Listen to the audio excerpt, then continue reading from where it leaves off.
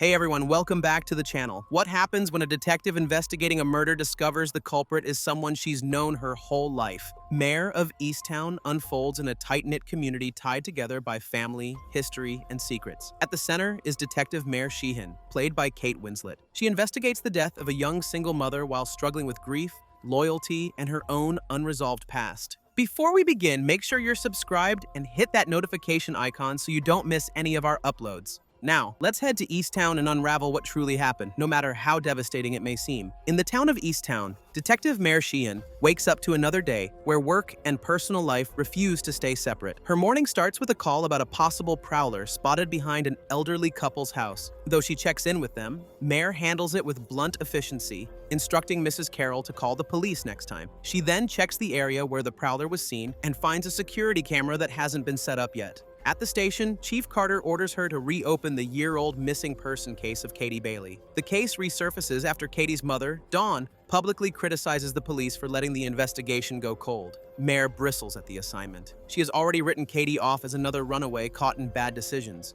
but now the pressure is back. Later, she heads to the pet shop to purchase a tank for her grandson's pet turtle. While there, she receives a call from an officer about a burglary, requiring her presence to process the scene. The homeowner, Beth, mentions she's sure it's her brother who did it. After purchasing a simple tank, Mare drives when she receives a call from her ex-husband, Frank. He's about to tell her something important when Mare suddenly spots Beth's brother, Freddie. She calls him, but Freddie runs off. Mare chases him to his house and finds trails. She calmly tells him to get out so that they can treat his wound.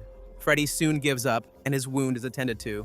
As they get him to the police car, Beth arrives and punches him, but she doesn't press charges. After work, Mare returns home, where she lives with her mother, Helen, her teenage daughter, Siobhan, and her 4-year-old grandson, Drew. While Mare rests her feet, Helen lets her know that Frank, Mare's ex-husband, will have his engagement party with Faye that night.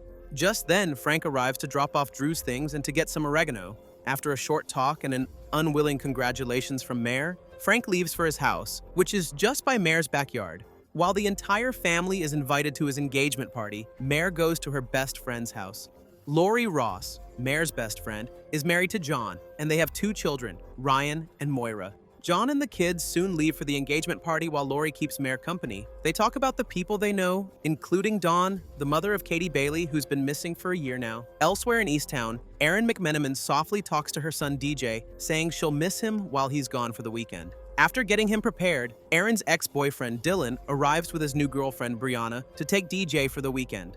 However, the visit turns hostile. Brianna makes it clear she doesn't want Erin anywhere near Dylan anymore. Ignoring Brianna, Erin pleads for help in paying for their son's ear surgery, but Dylan refuses. Though they share custody of DJ as a teenage single mother, Erin struggles to keep her life from falling apart. Later, Erin's father, Kenny, gets home from work and asks what Dylan said. Erin lies, saying Dylan will pay for DJ's ear surgery. That night, Erin heads out to her best friend's house. She and Jess talk about the guy who has been messaging Erin lately and how they were planning to meet up later. Glad for Erin, Jess recruits her mom's help to help Erin get prepared. Later, Erin bikes to Sharp's Woods, where a group of teenagers gathers. Erin shares small talk about motherhood and the joys that keep her going. She soon receives a message telling her to meet deeper in the woods. Erin reaches the location and waits for her date when Brianna, Dylan, and others approach her. Erin soon learns she was set up. Brianna attacks Erin in front of everyone, beating her while Dylan stands by. Siobhan, who happens to be nearby, witnesses the assault and intervenes. Though Erin got saved, she's shaken and humiliated. Without a word, Erin wanders alone into the woods. While this unfolds, it is also the night that Easttown plans to honor Mare and her high school basketball teammates on the 25th anniversary of their state championship win. Mare attends the basketball ceremony where the town celebrates her past glory and honors her as the Lady Hawk. While there, she confronts Dawn about her actions that brought the unsolved case to the media's attention. Later, Mare ends up at a bar where she meets Richard Ryan, a visiting creative writing professor who recently moved to town. The two connect easily, and the night ends with them sleeping together. Much later, Mare gets dressed while Richard says he wants to see her again. However, Mare treats it like a one-time distraction, saying her life's complicated. Before leaving, she grabs a copy of Richard's book. In the early morning hours, Mare drives past the house where the prowler was reported and catches a man matching the description. As she handles the situation, she notices the weather-worn missing poster for Katie Bailey and replaces it with a fresh sign. Mare returns home and finds Helen still awake. She sees Drew in the bathroom and accompanies him to sleep. Drew asks her about his dad, Kevin, and says he named his turtle Kevin. At dawn, Easttown wakes. DJ cries in his crib, waking his father and irritating Brianna. On that same morning, Erin's body is discovered in the local creek, nearly naked with a severe head wound. Elsewhere, Mare wakes up and sees her son, Kevin, for a moment. She then receives a call. Soon, Mare arrives at the creek where Erin McMenamin's body is found. She recognizes Erin immediately as Chief Carter tells her the details of how it was found. Judging from the wound, Mare deduces that the culprit did it face to face. Chief Carter then mentions that the county is sending Colin Zabel to help with the case. Though unhappy with it, Mare continues her work, calling ME Tech and instructing the officers present to investigate. Later, to deliver the news, Mare brings Kenny's cousins, John and Billy Ross, with her. After telling him what happened, Kenny is confused at first. When it hits him, grief instantly turns into rage. Despite how he treated her, Erin is still his daughter. As Mare looks through Erin's bedroom, she finds the pamphlet for the ear surgery that DJ needs. Later, Kenny calms down, but he's also convinced Dylan did this to Erin. When asked, he talks about his last interaction with Erin the previous night. Kenny then insists Dylan is behind this because he never wanted the baby and even hated Erin for it. Elsewhere, Drew meets his mom, Carrie, while accompanied by Frank, Helen, and Siobhan. Carrie lives in a recovery home and has been clean for some time already. Now, she intends to take custody of her son, even if it means fighting Mare. Back at the station, Mare interrogates Dylan, who denies involvement in Erin's death. Later, she and Chief Carter face the media and the people to report Erin's death and ask for everyone's cooperation during their investigation. However, some people believe that Erin's death is related to the disappearance of Katie Bailey. Soon, Mare finally meets County Detective Colin Zabel, and she doesn't even hide her irritation. At church, Deacon Mark Burton discusses grief. After that, Father Dan, who's also Mare's cousin, talks to Deacon Mark about Erin and how she used to be in the youth program, but Mark claims that he didn't spend much time with her. Later, Mare returns to the station and sees the video of Brianna attacking Erin in the woods while the others watch. Mare doesn't hesitate. She publicly arrests Brianna at her family's restaurant, hauling her out in front of stunned customers. During interrogation, Brianna refuses to talk, saying she wants a lawyer, but Mare continues to grill her. Agitated, Brianna says this is why Mare's son chose to end it all. After a failed interrogation attempt, Mare receives flowers from Richard. Mare calls him to thank him for the flowers, and he invites her to a party that others are throwing for his book anniversary. Richard also heard the news and assures Mare that the town's lucky to have her. At home, Mare learns from Helen that Drew has been blinking his eyes repeatedly. Mare visits Frank, and they worry it could be an early sign of the mental illness that plagued their son Kevin before his death. Before she leaves, Frank talks to her about Erin, saying he taught her once and that things didn't seem good at home based on what he sensed. As Mare focuses on work, Siobhan returns home. Mare asks Siobhan about Erin. Her daughter then recounts how after helping Erin, she offered her a ride home, but Erin didn't respond and left for the woods on her own. The next morning, at the station, Colin attempts to reset things with Mare, showing up with coffee and an offer of partnership instead of competition. He acknowledges how hard it must be to investigate people she's known her whole life. Surprisingly, Mare starts to soften. As they interview the teenagers from the woods, they learn that Brianna isn't well liked, and despite that, many of them don't think Brianna did it. What's more, none of them heard any gunshot that night. Erin's best friend, Jess, doesn't speak much during the investigation. Siobhan, shaken by witnessing the assault and not doing more, blames herself. Colin gently tells her it isn't her fault. Done with the interrogation, Colin and Siobhan's conversation shifts to Mare, and Siobhan advises him to lower his expectations. Meanwhile, Brianna's father, Tony, confronts Mare. He angrily insists that Brianna didn't do it, but Mare ignores him and leaves. Later, Mare accepts Richard's invitation to attend the reception honoring his book. However, the night is awkward and uncomfortable. Feeling out of place, Mare leaves early. Richard sees this and follows her. After persuading her, they return to the party. Later that night, outside a convenience store, Kenny hides in Dylan's truck and forces Dylan to drive away from the area. In a short while, Mare arrives to fill up her gas tank. She enters the convenience store to pay for the gas. Tony follows her inside, intending to harass her about the case. However, Dawn unexpectedly steps in to defend Mare. Later, Mare settles in at home when a milk bottle shatters her window, narrowly missing her head. She barely reacts, brushing away glass like it's just another inconvenience. Immediately after, she learns Carrie has officially filed for custody of Drew. Elsewhere, Jess cries as she confides in her mom about Erin's secret. Soon after, Jess and her mom head to Lori's. Jess finally reveals that Dylan isn't DJ's real father. What's worse is that she thinks the real father is Frank Sheehan, Mare's ex-husband. Meanwhile, grief pushes Kenny past the edge. In the woods, Kenny orders Dylan out of the truck and makes him walk. When Dylan runs, Kenny raises the gun and fires, leaving him bleeding. The following morning, Mare and Colin are at the medical examiner's office, where the details of Erin McMenamin's death become clearer. Erin died between 12 midnight and 2 a.m. She wasn't assaulted, and all her bruises happened around the same time, consistent with the beating in the woods. The cause of death is a gunshot wound, and one of Erin's fingers is missing, severed by the bullet. Based on the evidence and details they have so far, Mare believes Erin was moved after her death. Meanwhile, Kenny wakes up at the creek, proudly confessing to ending Dylan. He is soon brought to the station, where he tells Mare and Colin what he did. To his dismay, Mare informs him that Dylan survived. The bullet missed vital organs, and the surgeons managed to save him. Siobhan, meanwhile, works on a video project about her brother Kevin. At home, Mare reassures Drew that he'll never have to leave her, even as Helen worries about what will happen if Carrie wins custody. Lori visits, bringing Mare new information from Erin's best friend Jess, who claims Frank might be DJ's real father. Lori explains that Jess once saw Frank buying diapers and formula and carrying them into Erin's house. Hearing this, Mare doesn't hesitate. She storms across the yard and confronts Frank in the middle of a family game night. Frank admits he helped Erin financially after Kevin's death, saying he felt sorry for her situation at home. He insists nothing happened between them, but Mare still orders a paternity test. The argument suddenly shifts to Kevin, but Mare walks out, refusing to confront what really happened to their son. As part of the investigation, Mare asks for Dylan's DNA the following day. His parents are shaken but cooperative, hoping the test might help clear their son's name. Meanwhile, phone records reveal Erin's final call after the assault in the woods is to Deacon Mark Burton. Mare and Colin question him, but Mark claims Erin was distraught and sought counsel only. He admits to spending time alone with her in the past, but insists there's nothing inappropriate about it. Still, Mare takes his phone for their investigation. Outside of work, Mare goes out with Richard, who opens up about his strained relationship with his parents and losing custody of his son.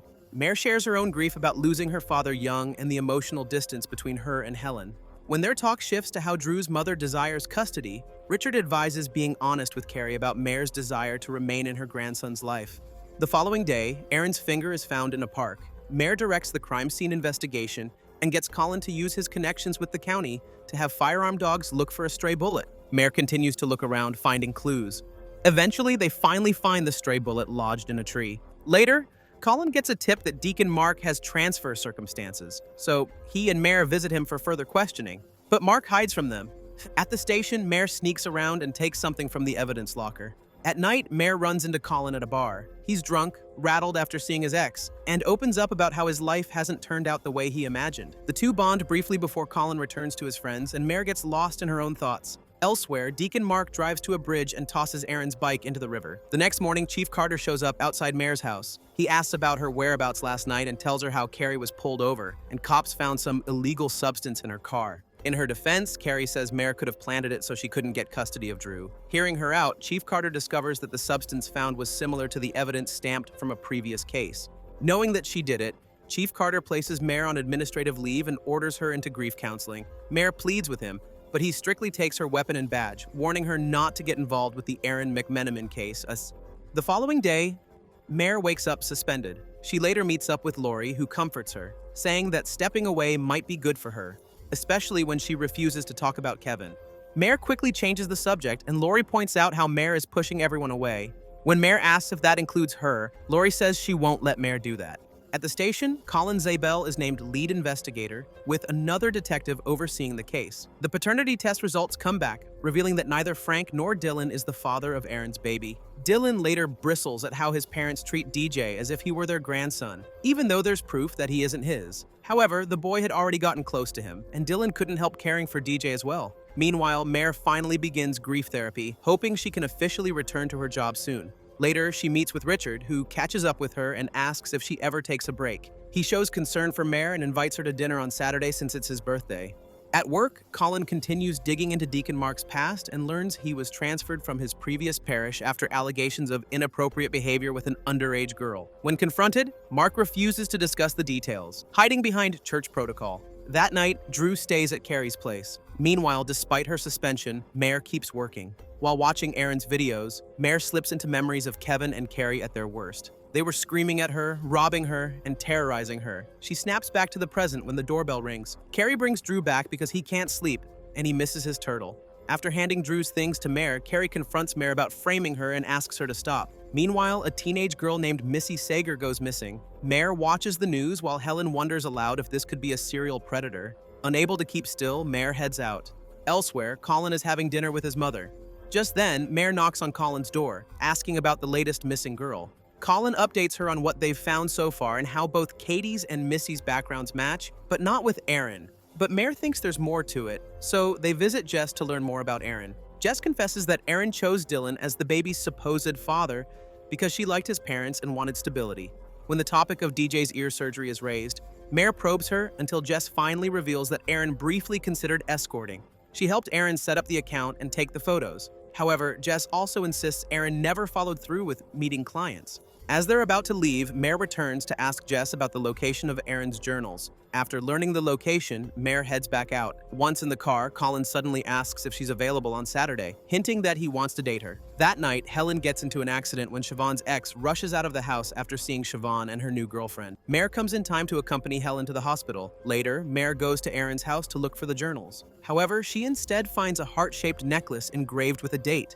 Meanwhile, Dawn Bailey receives a phone call claiming Katie is alive.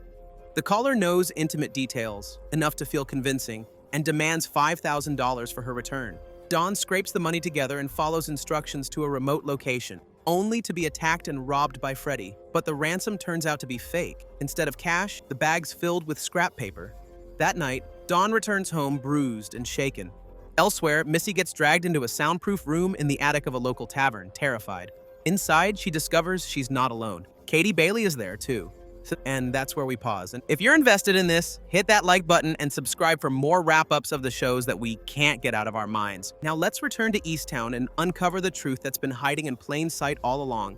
Elsewhere, a car has crashed into an electricity pole, plunging the entire area into darkness. Soon, a cop arrives, confirming the death of the driver, Mrs. Carroll. At Lori's place, she sees John comforting their son, Ryan. Meanwhile, at Mare's house, Frank arrives with batteries. He checks in with Siobhan while Mare looks around for Drew's missing turtle. As she does, she finds the video project Siobhan is working on and watches an old video of her son, Kevin. The following morning, Mare continues therapy. She talks about Kevin more openly now. Mare shares how frightening his behavior becomes. They also talk about her father, his depression, and how he passed away when she was 13. Considering the past, Mare's terrified that the same darkness might pass down to Drew. Later, Lori's family visits them. As they talk about Erin, Lori mentions how Erin previously lived with John's brother, Billy. Mare asks Billy about it, and he says Erin stayed around 3 weeks. However, Lori corrects this, remembering that Erin stayed there for months. Billy suddenly leaves. Meanwhile, Brianna grows suspicious of Dylan. He isn't in bed for hours the night Erin died, and when she confronts him, he simply tells her to leave. At school, Ryan snaps when he sees his sister being made fun of. Lori later talks to him and learns the truth that Ryan is agitated because John is doing it again. When she asks if it's the same woman, Ryan nods. Soon, Saturday night arrives. Mare chose to go with Colin. However, the date doesn't work out because Mare kept bringing up work. When Colin points this out, Mare abruptly leaves him. Elsewhere, Lori cries while John takes his things. Before he leaves, he promises Ryan he'll fix it and tells him to stay strong. Meanwhile, Dylan later meets Jess with a friend, and together they retrieve Erin's hidden journals. They burn them to erase whatever Erin wrote. As they do so, Jess slips a photograph from one journal into her pocket before feeding it to the flames. Elsewhere, a group of teenagers confronts Deacon Mark, accusing him of abuse. He's chased, humiliated, and beaten. Later, alone with Father Dan, Mark breaks down, admitting he was with Erin on the night that she died. He recounts how he only gave her a ride and insists he didn't do that to Erin. The next morning, Colin still lets Mare investigate, even accompanying her. Through Mare's connections, they interview a young woman who narrowly escapes being kidnapped and strangled by a man. She remembers key details like he's white, bearded, smokes Winstons, and has a blue van. Even better, she wrote down a part of the license plate number. With this lead, Colin makes a call to run the plates. While they wait for results, Mare apologizes to Colin and deters him from pursuing her by spilling a summary of how complicated her life is. As they talk, Colin admits a painful truth that he didn't solve the cold case that built his reputation. The victim's family hired a private investigator who uncovered the crucial lead, and Colin just acted on it. Hearing his confession, she admits to him the real reason she got suspended. Before they can talk more, Colin receives a call about getting some matches for the blue van and the partial plate number. After sharing the news, he kisses her. After checking on a couple of matches, they finally end up in a house connected to the tavern. They find hints that Wayne Potts could be their guy, and Mare instructs Colin to prepare his weapon. As they interrogate Wayne, Katie and Missy hear that there's unexpected company, so they rattle the pipes. Meanwhile, Mare and Colin hear the a clanging sound. As it gets louder, Wayne shoots before Colin can even get him. In an instant, Colin is dead, and without a weapon, Mare hides. She soon finds the attic and reaches the girls. Unable to help them free, she quickly contacts 911. However, Wayne hunts her through the house using surveillance cameras. Noticing the cameras herself, she uses them against him. Mare hides, hits him, and runs off. Grabbing Colin's weapon, she instantly shoots at Wayne, putting an end to him. Soon, the police arrive and they question her. However, Mare is still in shock. Mare wakes up in the hospital, surrounded by her family. At the same time, Katie Bailey finally returns home, reunited with her mother and her daughter. It's a relief, but the police quickly realize Katie's abduction is an entirely separate case from Erin McMenamin's death. Back on Erin's case, investigators pull Erin's bike from the river and bring Deacon Mark in for questioning. He admits he was with Erin the night she died and dumped the bike to protect himself. Not because he killed her. His explanation doesn't sit right, so he's arrested for tampering with evidence. Meanwhile, Lori helps Mare get home and confesses that John is having another affair and that Ryan has known about it. Later, guilt pushes Mare to visit Colin's mother. She apologizes for what happened, but Mrs. Zabel slaps her, telling her Colin would still be alive if he hadn't followed Mare. Mare leaves devastated and breaks down once she gets home. The next morning, Chief Carter reinstates Mare and returns her badge, officially placing her in charge of Erin's investigation again. Richard visits later that day, and Mare admits she canceled their date to go out with Colin instead. Richard takes it in stride, saying they never made promises. Mare tells him honestly that her life is a mess and she's not ready. Richard accepts it and tells her to call when she is.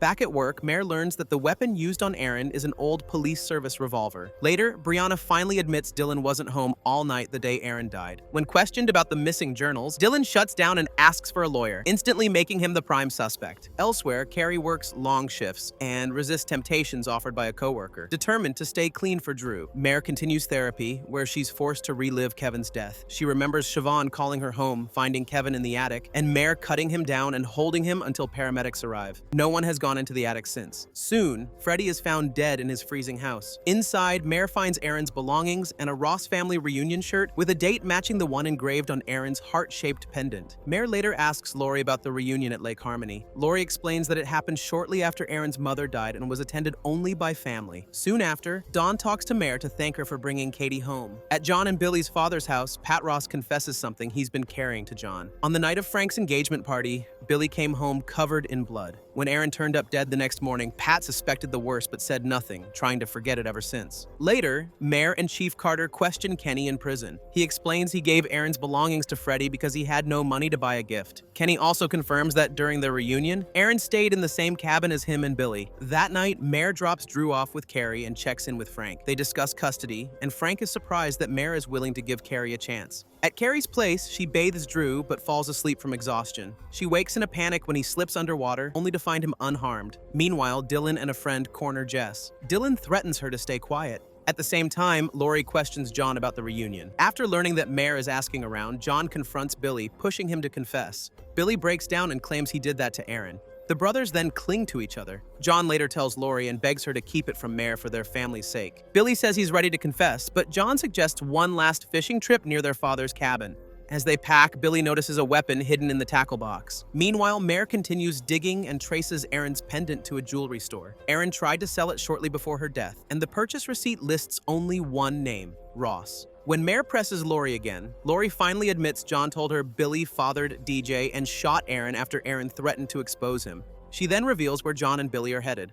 Mare reassures Lori, calls Chief Carter, and drives to arrest Billy. As the brothers fish near the cabin, Mare closes in. Back at the station, Jess arrives with her mother and hands Chief Carter a photo she saved from Erin's journal. Seeing the truth before him, Chief Carter urgently orders officers to get Mare on the phone. The photograph shows Erin together with John Ross. Jess explains she and Dylan burned Erin's journals. Knowing Erin wanted Dylan's parents to raise the baby, and fearing the truth about DJ's father would surface. At the fishing spot, John finally shows his hand. He points the weapon at Billy, ready to pin Erin's death on him for good. Billy doesn't even flinch. He dares John to do it, convinced everyone already sees him as the screw-up. Mare arrives just in time, sprinting down to the water with her weapon drawn. John swings wildly between aiming at Billy and himself. Seeing John attempt this, Billy tackles him into the water, and it's soon over when Mare arrives and holds John down. Billy then tells her that he didn't do it, while John pleads with her to end him. Back at the station, Chief Carter hands the photograph to Mare. During interrogation, John admits he had a relationship with Erin and that he is DJ's father. He claims it started small, talking talking and walking together before it became more. On the night of her death, John says Erin called him away from Frank's engagement party. She demanded money for DJ's surgery and threatened to tell Lori everything. She had a weapon, so they struggled until it went off. Panicking, John says he shot her, and with Billy's help, moved her body to Sharp's Woods to make it look like one of the kids there had done it. He admits he convinced Lori to lie and accuse Billy. With that, John is arrested, while Deacon Mark is cleared and released. After John's trial, John asks Lori to take in and raise DJ. Meanwhile, Mare is angry that Lori lied. Though Mare's tired from work, Mare listens to Siobhan talk about college. Instead of insisting on what she wants for her, Mare says Siobhan can do what she wants since it's her life. Life moves forward in Easttown. Katie and her daughter receive a new home. Jess misses her best friend. Mare and Helen spend precious time with Drew, and Lori takes Drew in, accompanying him to his ear surgery. Later, Carrie doesn't appear for the custody fight. She meets with Mare and says she's dropping it, not because she doesn't want Drew. So Mare guesses the truth that Carrie is using again. Carrie admits that it's been a few months already and she only took them so she can stay awake. She asks Mare to tell Drew that she's sick, for she'll soon return to rehab. Carrie then hands Mare a gift for Drew before leaving. During a family meal in a restaurant, Helen becomes emotional as she tells Mare to forgive herself, since Kevin's death was not her fault. In the bathroom, Mare fixes herself when she crosses paths with John's mistress, who insists that after her mistake 5 years ago, she has been back with her husband the entire time. This makes Mare pause and think. At the station, she looks through video records of their interrogation with John, who claims he doesn't remember what the weapon exactly is. Meanwhile, Dylan visits Lori's place and hands her an envelope of money meant for DJ. He also hands the money that Erin saved up. With that, he leaves. Soon, Frank and Faye get married. Mare is there with Richard as her date. However, the following day, Richard has to leave to teach elsewhere. Richard says he'll contact her once he settles in. As Mare admits she's catching feelings, Richard says she's one of the best things in his life and he doesn't want to lose what they have. After sharing a kiss, Richard leaves. One morning, Mare wakes up at Mr. Carroll's call. She checks on him and learns items went missing from his house after his wife died. One of them is his revolver, which then reappears, though it's now missing 2 bullets. As it happens, the weapon matches what was used to end Erin. As Mare checks the weapon, Mr. Carroll reveals that the only other person with access to the shed was Ryan Ross. Mare rechecks old footage and spots Ryan going to the shed that night. Mare goes to the school, but Ryan sees her and bolts, running home in terror. Mare calls for backup with a heavy heart. She later enters Lori's house, finding her best friend holding her sobbing son. At the station, Ryan finally tells the truth. Ryan knew about his father's affair after discovering the messages. On the night of the engagement party, he saw John talking on the phone. Ryan later checks John's phone and sees Erin's messages. Ryan replies that he'll meet her. Taking Mr. Carroll's gun, he goes to the park, planning to scare Erin. However, they struggle and the weapon goes off. After the incident, he returned the weapon, but Ryan got scared afterward and told his dad. To protect Ryan, John and Billy took over the cover-up. Mare gently explains what will happen next, and soon Ryan gets sent to juvenile detention. Meanwhile, Lori collapses in her car, saying Mare took it all from her. Unable to forgive her, Lori pushes her away. In the following weeks, Mare continues with her therapy. Meanwhile, Ryan adjusts to detention, with constant visitations from his family. Siobhan soon decides to leave for college. While during Mass, Deacon Mark speaks of healing. Eventually, Mare goes to Lori's house, and the two women finally fall into each other's arms, sharing grief too heavy to carry alone. One morning, Mare finally decides to climb the attic stairs for the first time since Kevin died. And that's the complete story of Mare of Easttown. So, what did you think of the series? Were you shocked by the ending, or did you see it coming? And did Mare make the right choice in arresting Ryan? Let us know in the comments below. If this video helped you recount this incredible series, press that like button and subscribe for more stories. Hit the notification icon so you never miss an upload. Thanks for watching, and remember, sometimes the truth doesn't set you free, it just shows you who you really are. See you in the next one.